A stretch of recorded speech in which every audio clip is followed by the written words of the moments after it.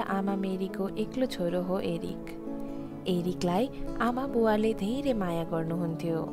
ऊ पनि आमा बुवाले भनेका हरेक कुरा ध्यानपूर्वक सुन्थ्यो र मान्थ्यो पनि।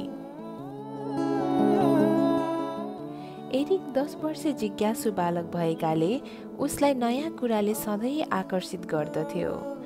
विद्यालयमा हरेक विषयको छलफलमा भाग लिन्थ्यो, गृह कार्य नियमित गर्थ्यो र विशेष गरेर प्रोजेक्ट वर्क त उसको चाखको विषय नै थियो।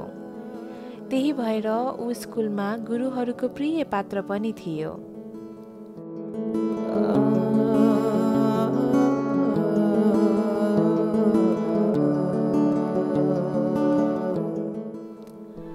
विद्यालयबाट फर्किएपछि ऊ खाजा खाएर केही बेर नियमित रूपमा टेलिभिजन कार्यक्रम हेर्ने गर्थ्यो।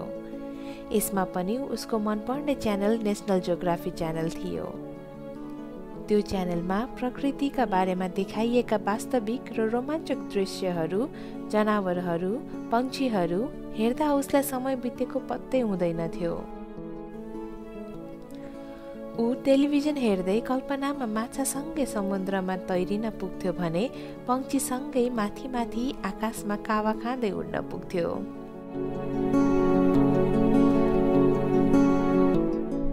एरिक त्यस दिन पनि जुस खाँदै टेलिभिजन हेर्दै थियो। त्यस दिन टेलिभिजनमा सदा झैँ माछा र समुद्र होइन, सेता ठुला ठुला पहाडहरू देखाइरहेको थियो। उसले टेलिभिजनमा आफ्नो ध्यान केन्द्रित गर्यो।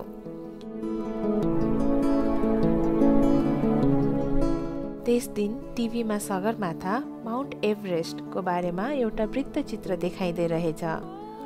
अग्ला अग्ला सेता हिउँले ढाकिएका पहाडहरूका बीचमा सगरमाथा आफ्नो ठाउँमा जमेर बसेको थियो।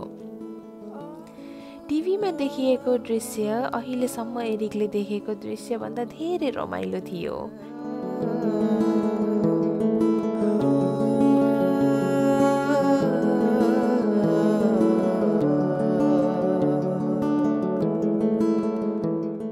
टिभीको त्यो दृश्यमा एकभन्दा अर्को अग्ला जस्ता लाग्ने सेताम्य पहाडै पहाड थिए र ती सबै हिउँले ढाकिएका थिए।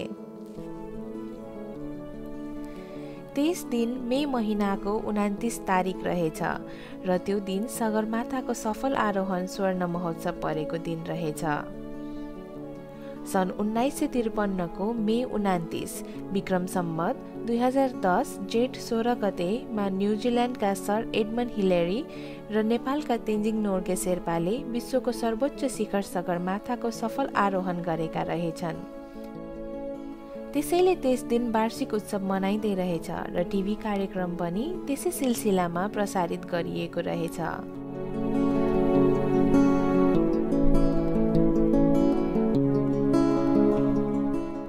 एरिकले आँखै झिमिक्क नगरी कार्यक्रम हेरिरह्यो। एरिकलाई नेपालको हिम श्रृङ्खलाको मनोरम दृश्य साह्रै मन पर्यो। ऊ अब कसरी छिट्टै सगरमाथाको दृश्यावलोकनका लागि नेपाल जाने भन्ने बारेमा आमा बुवासँग सल्लाह गर्ने भनेर सोच्न थाल्यो।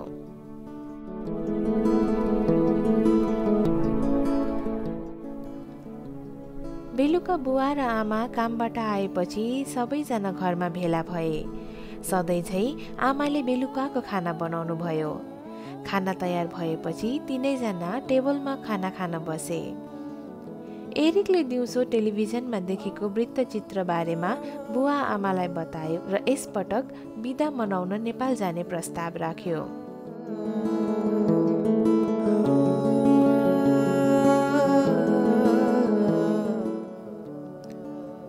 आमा बुवाले केही बेरको मौनतापछि उसको प्रस्तावलाई स्वीकृति दिनुभयो। त्यसभन्दा पहिले पनि छुट्टी मनाउन जाने ठाउँ एरिकले नै छान्ने गरेको थियो। अब यसपटक उनीहरू नेपाल जाने भए र विश्वको सर्वोच्च शिखर सगरमाथाको दृश्यावलोकन गर्ने भए।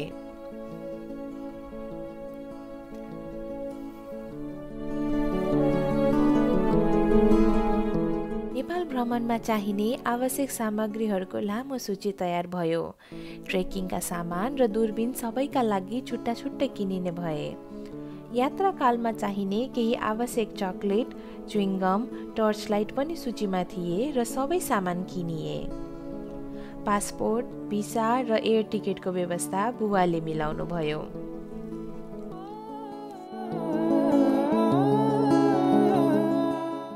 निर्धारित मितिमा उनीहरू काठमाडौँको त्रिभुवन अन्तर्राष्ट्रिय हवाई मैदानमा थाई एयरवेजको हवाई जहाजबाट ओर्लिए। चारैतिर हरिया पहाडहरूले घेरिएको उपत्यकामा प्रथम पाइला टेक्ने बित्तिकै एरिक, आमा र बुवालाई आफू सही ठाउँमा आएको आभास भयो।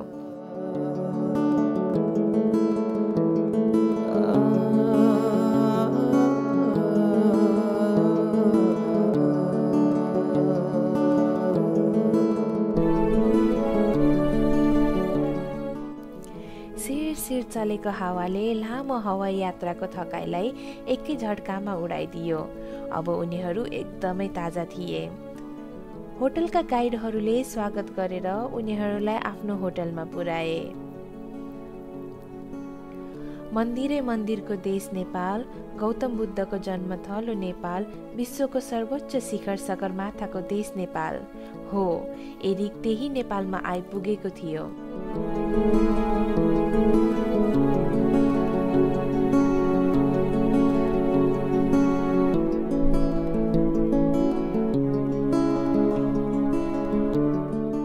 नेपाल सानो तर प्राकृतिक सौन्दर्यले भरिपूर्ण भएको देश हो भन्ने कुरा एरिकले बुवाबाट थाहा पाइसकेको थियो। एरिकहरूले 1-2 दिन काठमाडौँ उपत्यकाभित्रका पर्यटकीय स्थलहरूको भ्रमण गरे। ती प्राचीन कलात्मक मन्दिरहरूमा भएका काष्ठकलाहरू, प्रस्तर कलाहरू, मानिसका हातहरूले कसरी कुद्न सकेका होलान्, एरिकले रोचक पाराले सबै कुरा हेर्दै गयो र आफ्नो क्यामेराले फोटो पनि खिच्दै गयो। आमा र बुवाले एरिकलाई साथ दिँदै जानुभयो।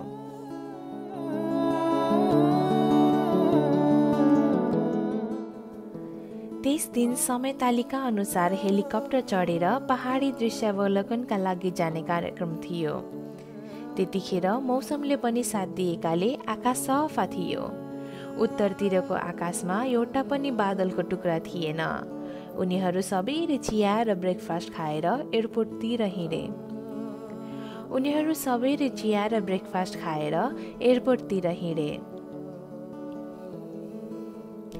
एरिक, आमा, बुवा र अरू 4-5 जना यात्रुहरू त्रिभुवन अन्तर्राष्ट्रिय एयरपोर्टमा रोकिएको एउटा हेलिकप्टरमा चढे।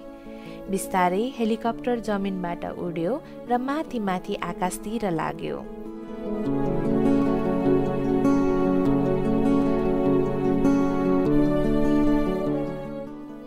काठमाडौँको एयरपोर्टबाट हेलिकप्टर चढेर उड्दा एरिकको फुर्ती निकै बढेको थियो। आमासँग टाँसिएर झ्यालतिरको सिटमा बसेर झ्याल बाहिर हेर्दा उसले ठुला ठुला हरिया पहाड, खोज, पहाडको टुप्पो लेकमा अग्ला अग्ला सल्लोका रुखहरू देख्दा ऊ बडो रोमाञ्चित भएको थियो। हेलिकप्टरले उचाइ लिँदै जाँदा माथि माथि पहाडका टुप्पाहरूमा गाईहरू र बाख्राहरू चरिरहेको दृश्य देखिन्थे।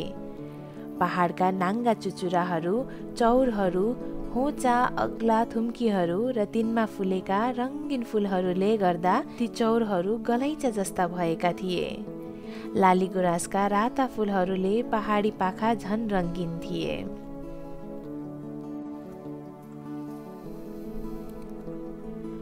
उनीहरू जाँदै गर्दा एकाएक तल सेता रुवाका थुप्रा जस्ता बादल देखिए।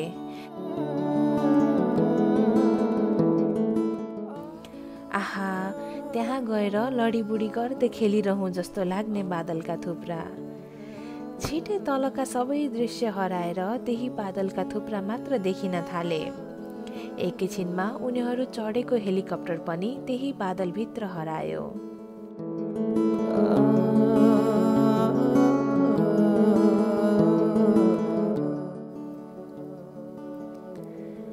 अब एरिकले केही देख्न छाड्यो। उसले आफ्नी आमाको मुखमा पुलुक्क हेर्यो। आमाले आफ्नो हातले कसेर एरिकलाई च्याप्नु भयो। ऊ आमाको जिउमा टाँसियो।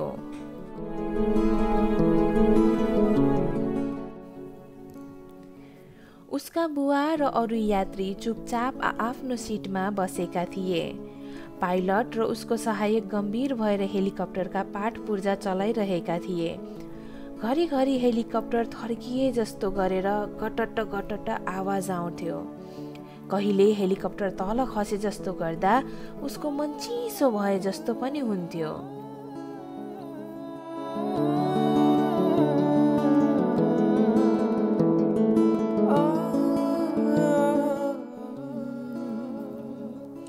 एकैछिनमा हेलिकप्टर कुहिरो बाहिर आयो। तलका रमाइला हरिया दृश्य फेरि देखिन थाले।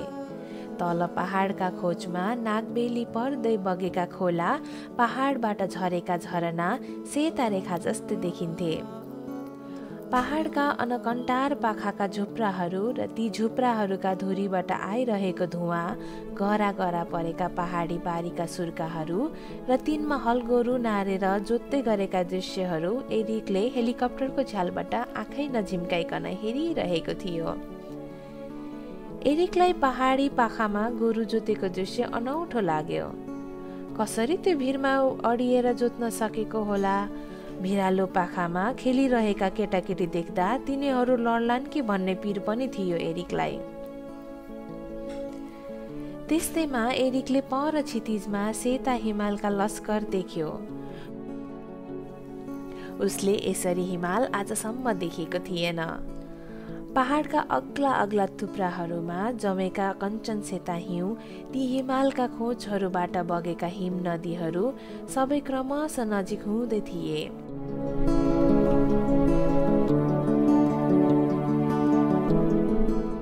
परबाट हेर्दा त्यस्तो अनकन्टार पहाडमा कसैले रेखा ताने जस्तो गरेर बनेको हिमरेखाले एरिकको मन तान्यो। त्यस्तो कसरी भएको होला? वारपार एउटा रेखाको माथि हिउँ छ, तल छैन। उसले आमासँग त्यस बारेमा सोध्यो। आमाले त्यो हिमरेखा भएको कुरा बताउनु भयो। पहाडको 5000 मिटर माथि मात्र हिउँ जम्छ र त्यो भन्दा तल हिउँ जम्दैन। त्यही भएर परबाट रेखा ताने जस्तो भएको हो। पहाडको खोज परेको ठाउँमा भने केही तलसम्म पनि हिउँ जम्छ भन्ने कुरा पनि एरिकले आमाबाट थाहा पायो।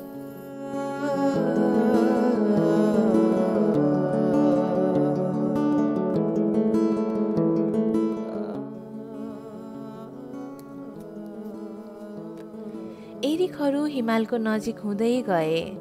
उनीहरूको यात्रा कार्यक्रम अनुसार त्यस दिन लामटाङ हिमाल हुँदै सगरमाथासम्मको हिमाली दृश्यावलोकन गर्ने र नाम्चेमा रात्रि विश्राम गर्ने भन्ने थियो। सगरमाथा हेर्न एरिक हतारिरहेको थियो। प्रत्येक नजिक पर्ने हिमाललाई सगरमाथा हो कि भनेर ऊ आमासँग सोध्ने गर्दथ्यो। हिमालको खोज हुँदै उनीहरूको हेलिकप्टर अघि बढिरहेको थियो। बाहिर हिउँका मुलायम भुवाहरू आकाशबाट फुस फुस झरिरहेका थिए।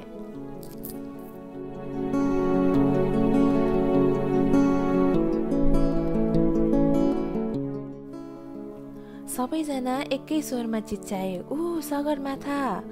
सबैको गन्तव्य भेटिएको थियो।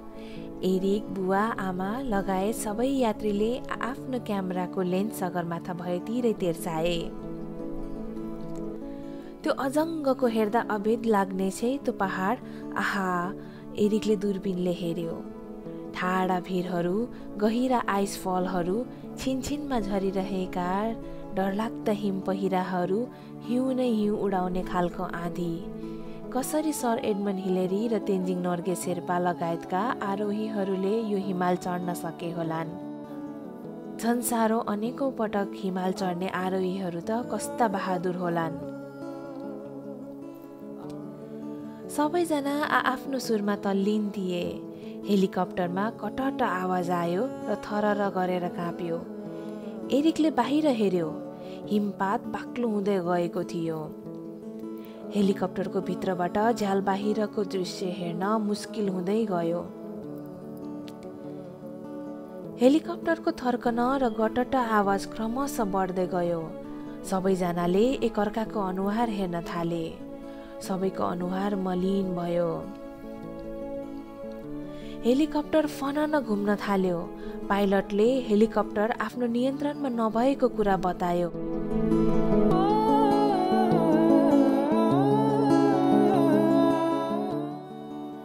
एरिक आमा र बुवा एकै ठाउँ अँगालो मारेर रुन थाले। एउटा ठुलो आवाज सुनियो। त्यसपछि